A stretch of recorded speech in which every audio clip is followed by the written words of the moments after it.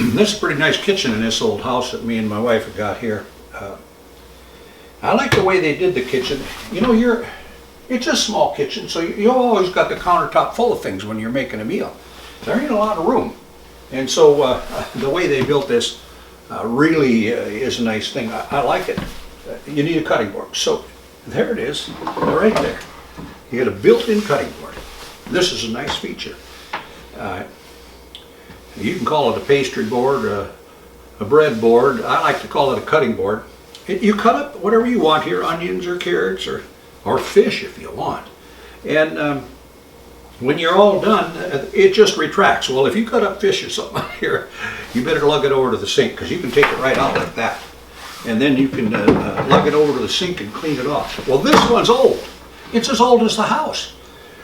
You know, that lady that lived here before us, she raised a bunch of kids, and they all lived through this cutting board. So I'm going to put a new one in. Let me show you that. Well, I'm going to have to put a little finish on here, right here, to match this, but that's all I'm going to do. And now this is the new style. It's made up out of hardwood all the way through. So you can do some fancy cutting on this. And then you can shove this in as far as you want, all the way to the back. And then when you need a cutting board, you just pull it up. There it is. Nice. It's a nice deal. In this house, there's actually two cutting boards. This must be where the lady spent her time, because this board is really cut up to pieces. So this one I'm going to replace for sure in this spot. Now these boards are real popular in new construction, in new cabinets. If you're ever going to build new cabinets, it's not a bad idea to have a cutting board like this. Let me give you a closer look at how much this lady used this. Probably was in here 10 or 12 years, and I think she spent a lot of time right there cutting bread, celery, carrots, all that kind of stuff. Look at that. See what I'm talking about? This cutting board, whether you call it what you want, it's cutting board, bread board, pastry board. This lady must have used it for everything. We're going to replace this one. It's an older design of a cutting board.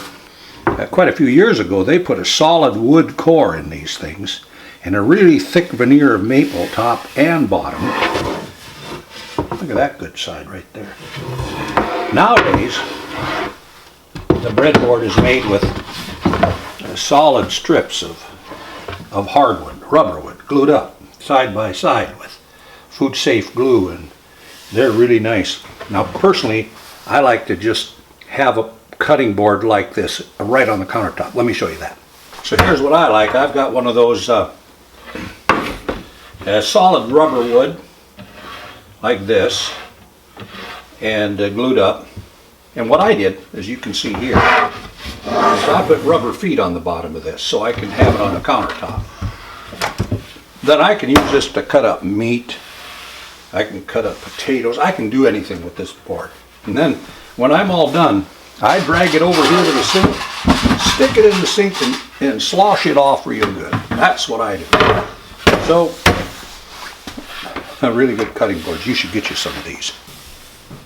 We're looking at a close-up here of the cutting board that I've been talking about.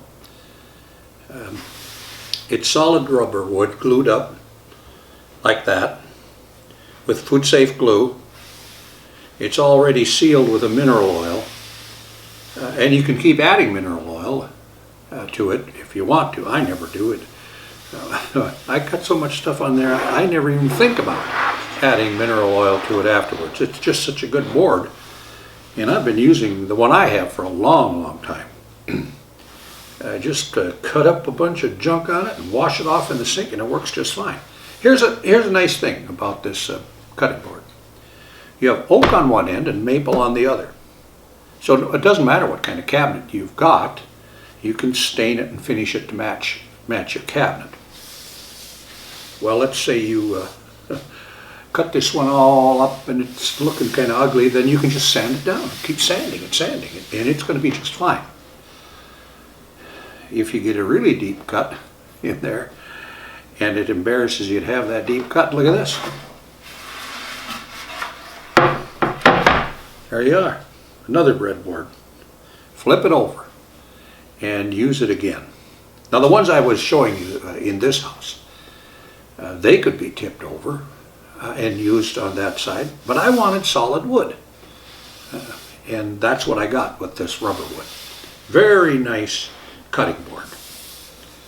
And when I use it on the countertop, then I do cut meat on it, but I don't cut meat on the ones that are retracting into the cabinet.